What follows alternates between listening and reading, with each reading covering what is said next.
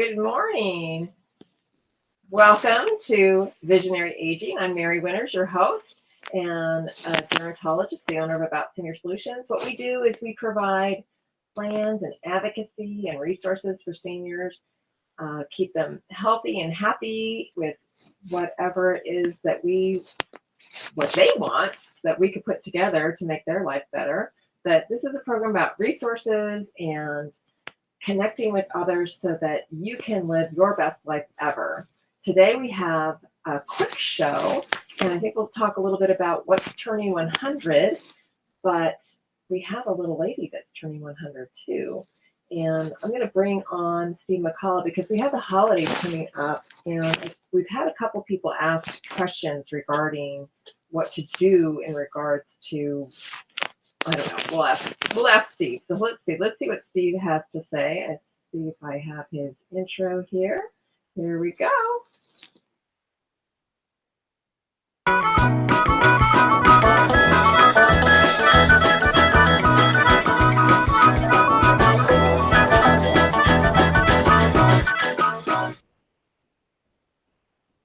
Good morning, Mary. How are you?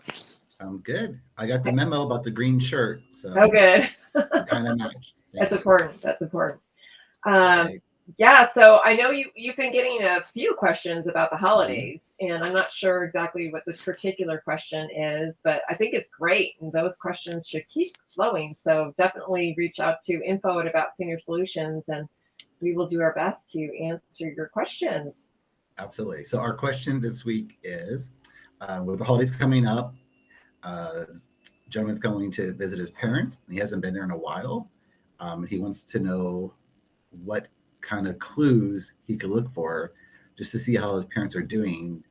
He's concerned that when he talks to them, they always tell him everything's good, they're doing well, but he's not quite so sure. So he wants to kind of check up on them and make sure they're safe in their home and able to get around and everything. So what kind of clues can he look for to confirm that? That's a great question, and I don't know if he lives out of state or what kind of distance they have, but or how much support or help or how often they communicate. Those things can also be big clues. Some of the things that clue us off right away are the mail. We see it stacked up. We see it. It's not really doing anything. We might have some outstanding bills. We might have some turn-off notices. We might have just a lot stacked, or a variety of things open but not really accomplished. And your parent, to what degree they manage those things prior. So those can be big clues. Looking at the refrigerator is also sometimes a little bit scary. You can see if there's spoiled food, if it's things get continually piled in there, or is there any food or much of any food in the refrigerator? You can look at pots and pans. Sometimes they can be extremely scorched, or look around the stove. And sometimes general cleanliness. We just lose our vision as we get a little bit older, and I know I am. And with that, maybe they just aren't seeing some of the, I don't want to call it filth, but the dust or things settling around their house. Maybe their mobility has changed to where they just need a little more help. Some of the heavy lifting, so to speak, and making beds. Sometimes you can smell a urine odor too, and that'll obviously clue you into, are they afraid to maybe make it to the restroom? Do they need some extra help? Are they realistic about their situation? There's tons that we can look into with that. But mail is usually a really good indicator. Use all your senses. Just look and see and smell. Listen to what they're saying to you. Don't taste the sour milk in the refrigerator, but look at the dates and give them a giant hug too. That's also another really important one to fill your senses also. So I hope they have a great visit, and that they really enjoy their time together as a family. I hope everybody's able to do that. So that's a great question and good to prepare. Also, if they have good family, friends, or neighbors, that could be a really good way of just kind of checking in and understanding from some of those great resources in the community, Excellent. what's going on, or a priest or pastor or minister or a rabbi too is also a great way of just kind of checking in and understanding, are they showing up and they used to, Right. are they Good driving, answer. should they be A lot of driving? good tips. Yeah, it's a pretty good topic actually. So, and then we have our perk today. Do you know what day it is in the perk? I do not. What day is it? Well, let's see. We'll bring it up and let's see, we'll feature it. It is National Apple Day. An apple a day keeps the, what is it? The doctor away? There you go. Yeah. But this is so wild. It says that in 1854, Florence Nightingale and a staff of 38 nurses were sent to the Crimea War. Hmm. I think that's pretty interesting. What a bunch, There's always good. There's always good little tidbits in there. It is. And what's fun too is that we have the word search on the back too. And Mhm. obviously, if you're just listening, you can't see that. But just call our office and we'll send it over to you. We'll email it and send it off every single month for free. I don't care if you're older or younger. People just love this. It's so fun. Mhm. And there's some silly things that just lead to great conversations. And I think that's the thing that's so important too, is it can be an opener for things. What do I say to my mom? Or as a grandchild, I don't know what to talk about. So you just have something like this. It doesn't have to be this, but something like this to have as a little opener. But just reach out to us at you can call us at 626-359-0108, and Jenny will get it over to you, or just email us at info@aboutsenior-solutions.com and we'll send it over. Just like we'll answer your questions that you send over too. So, When my mom was in her rehab facility, they would put the perk on her desk next to her bed. And so we'd go in there, and every time there would be a new perk, we would go through that and just talk about, there's like some puns in there and the word search. And it was, a nice little filler to, be involved with her and engage and kind of get her off topic sometimes. Because, yeah, sometimes she'd be talking about something that was not very clear, or someone that she had saw that we know didn't happen. So it's kind of like a good diversion to look at that and go through. Nice. Yeah, and it kind of can create new conversations and stimulate new thoughts, and it's all really good stuff. So, yeah, like we have a really neat program that we've come up with too, with life enhancement called Shape Up. And so the people who live the longest are centenarians. There's about over 40,000 in the United States. They have shared their commonalities. I think Dan Buettner, I have a picture of him too. He's kind of my hero, really. I know he's on every day talking about all kinds of things. But he did a ton of research with National Geographic. He's an explorer himself and went around the world talking and interviewing people who have lived to be 100 years older or older. And he's done some incredible work in regards to putting all of those parallels together. But in addition, he has several books out on the food you eat or the way we exercise. So just a really great resource in regards to turning 100 or how to get to 100, really. Right. And I think we want to. Oh, go ahead. I was just going to say, being active is so important, even to the extent you can. Even I was back in Ohio recently, and I was with an uncle and like a second cousin who I'd never met, and they were both bowling. My uncle is in his early 70s. The second cousin is in her early 80s, and she had recently had some procedure. So she had a cane. It's one of those canes that has like the 4 blades on it. Or from cane. Right. And they were both bowling. That's great. So, and she was this little lady, and she would get her bowling ball and she'd get her cane and she would walk to the end of the line, where to bowl, put her cane aside and would bowl. And, she admittedly was like, I bowled a lot better than this, but, I'm out here and I'm trying it. I'm doing the best I can. But she was still active. And there's another person on her team my uncle used to work with who's in his early 90s. And, he's bowling 2 lanes they were there for a couple hours, and bowling good, and, to be active like that, and just to do what you could do, regardless of Sure. what your limitations are, just to get out there and do something. Which is okay. And you can just tell by their personality, by their demeanor, they were just really at peace with themselves and happy to be out there and happy to be doing something. And then you compare that to people that just kind of sit around and aren't active. They're not exercising their bodies. They're not exercising their minds. Yeah, it's all about They it. just you see the difference. Right, absolutely. In fact, our program is called Shape Up, and it's kind of fun. We look at what is important to you.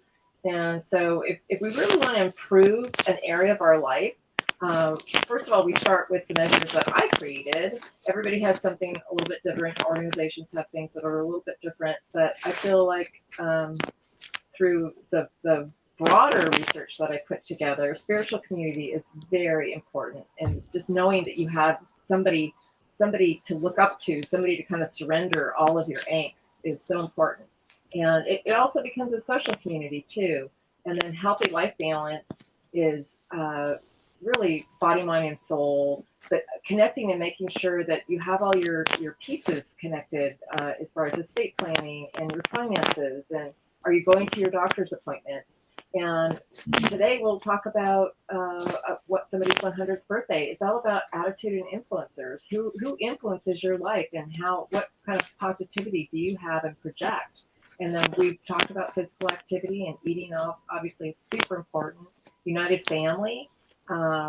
It doesn't have to be the family that you were born to, but who are you connecting with? We were designed to be connected human beings, and with that, we all have strengths, we all have weaknesses, and we rely on other people and their strengths so that we can connect and really fulfill our lives that much more. And then purpose, it's not always just about what is your purpose, but how are you fulfilling your purpose and supporting other people? So again, it's connection, and you've heard those things, I'm sure, routinely about smoking a pack of cigarettes. It's worse to be lonely than smoking a pack of cigarettes a day or 2 packs of cigarettes a day. Just to kind of bring the point home that connectedness and being social is so important. And I think that is the thing that is so upsetting to me with COVID, and how so many people died of loneliness and or just started failing so much faster because they were so alone. And it's really, when we were going through all the stuff with my mom, and we're talking to some of our cousins, and they did the same thing with their parents, but during COVID. And for us to be able to go see my mom in a hospital or go see her at the rehab facility, it was difficult to see her like that and to have limited time with her, but we had time with her. And I can't imagine how difficult it would have been for people to not be able to go see their parent, when they're in a hospital, or go see them, when they're in this new rehab facility and trying to find the motivation to get better and to push themselves. And exactly. Yeah. And it was awful too, because it was just awful. We even tried to do certain things like bring in iPads, and we had some facilities that were like, no, we're not doing that. And they thought it was a violation of the people that might be walking around. And licensing actually agreed with them, which really upset me. Now they've swung the pendulum, and now they could say any weirdo can come in and visit the individual who wants to see whoever. So now we're going in protection mode again, or really more fervently, because we have some people who have abused these individuals, and they need to be monitored unless we have court orders or have a special program set up to prevent that. So that's another thing. But I want to share our birthday today. How about that? Okay. Welcome back. Okay, sounds good. Yeah. Let's go ahead and celebrate our little 100th birthday, because she's pretty amazing.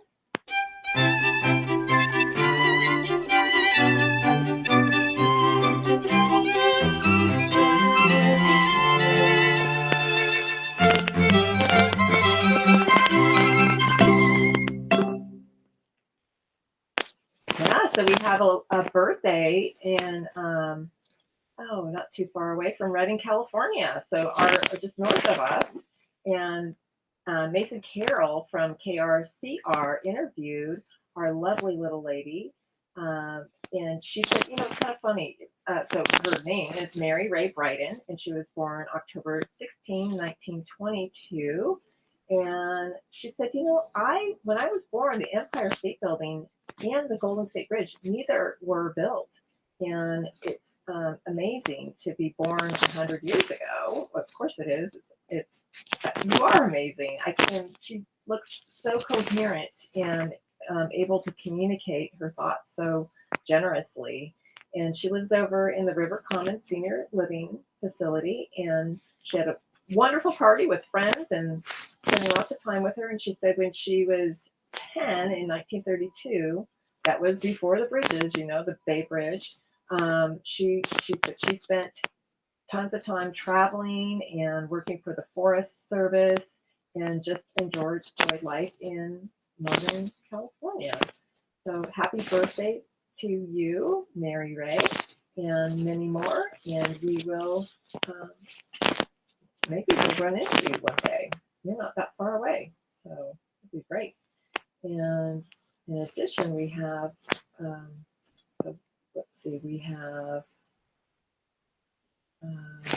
we have a little commercial break I'm going to give you here.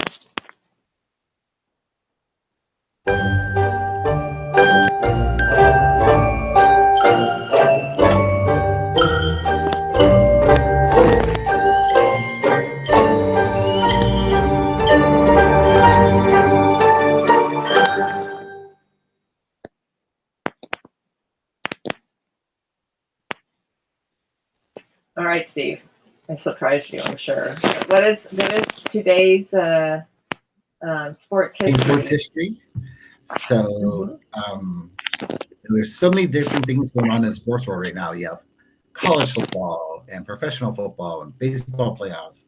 Hockey is starting. Basketball is starting. So lots of things to choose from.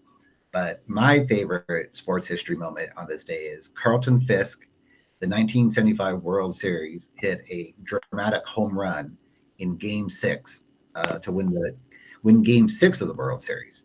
And if you've ever watched, greatest home runs in baseball history, this is always one that they show.